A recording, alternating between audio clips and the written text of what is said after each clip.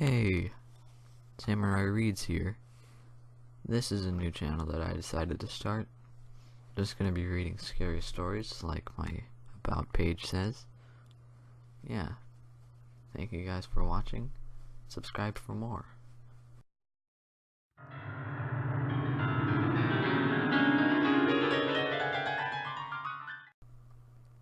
This happened when I was 16.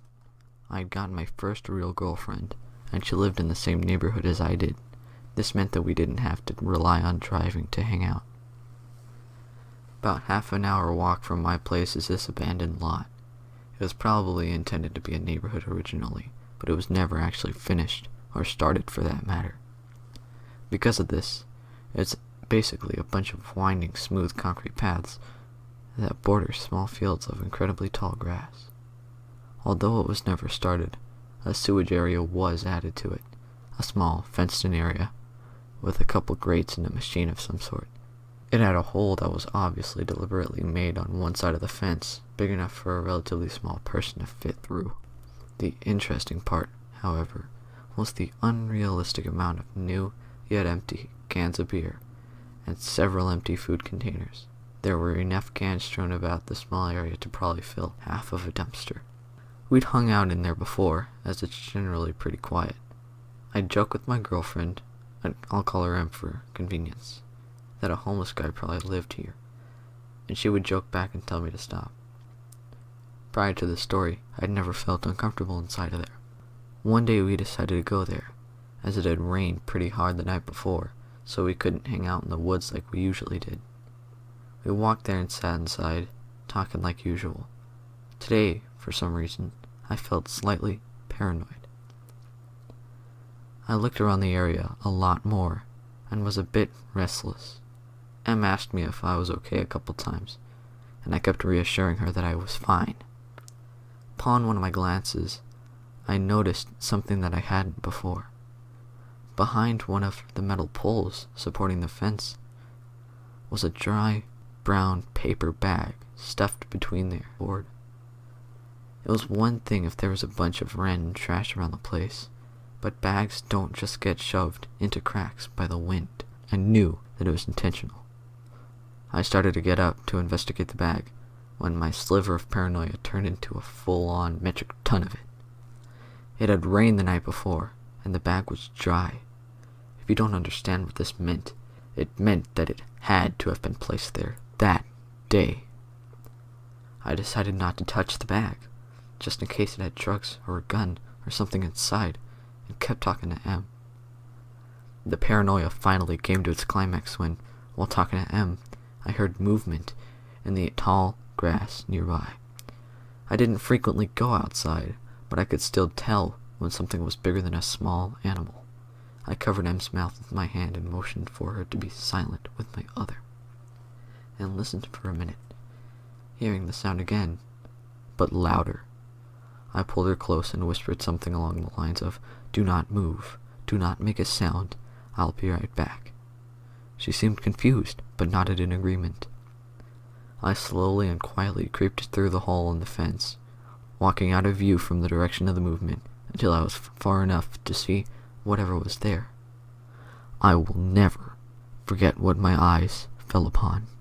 In the direction of the movement, maybe 15 feet from the fenced area, was a middle-aged man in a red jacket and some blue jeans. He seemed fairly lanky, downright bony actually, with thin hair. That wasn't the scariest part, however. He was crawling on his stomach towards the fence.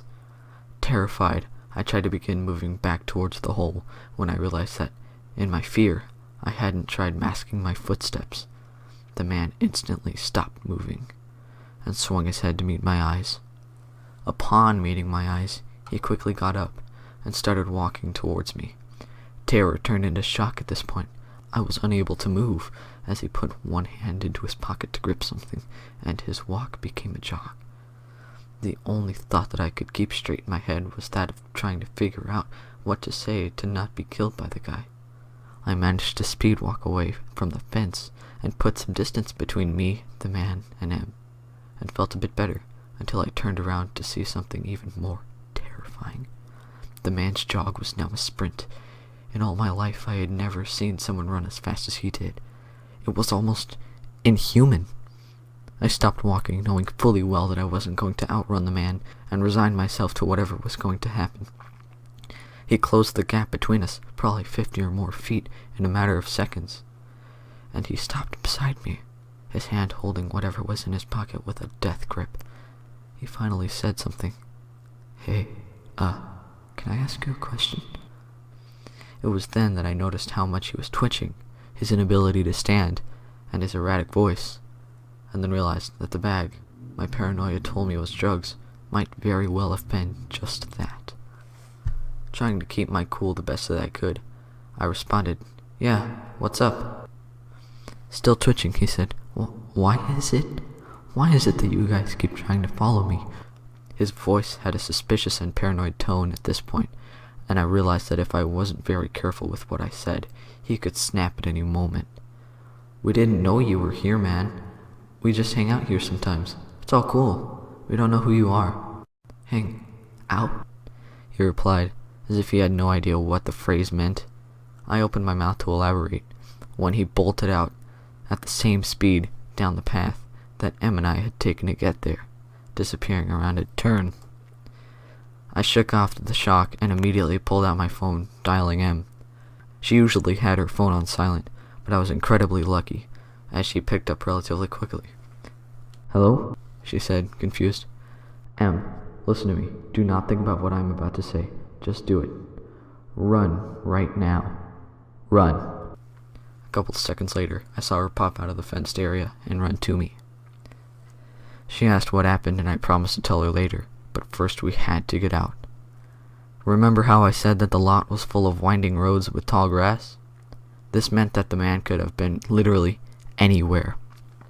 Knowing fully well that the man most likely knew where we came from and was awaiting to ambush us, I took her by the hand and bolted down an alternate route back to the road leading back to our neighborhood, when I saw an abandoned couch that had been dumped there. Luck was again on my side, as it had been turned upside down. I grabbed one of the boards of the frame, and taking advantage of the massive amounts of adrenaline pumping through me, ripped it out of the couch, several nails still attached at the end. Em's hand in one hand, my makeshift weapon in the other. We hurried to the road through the longer detour.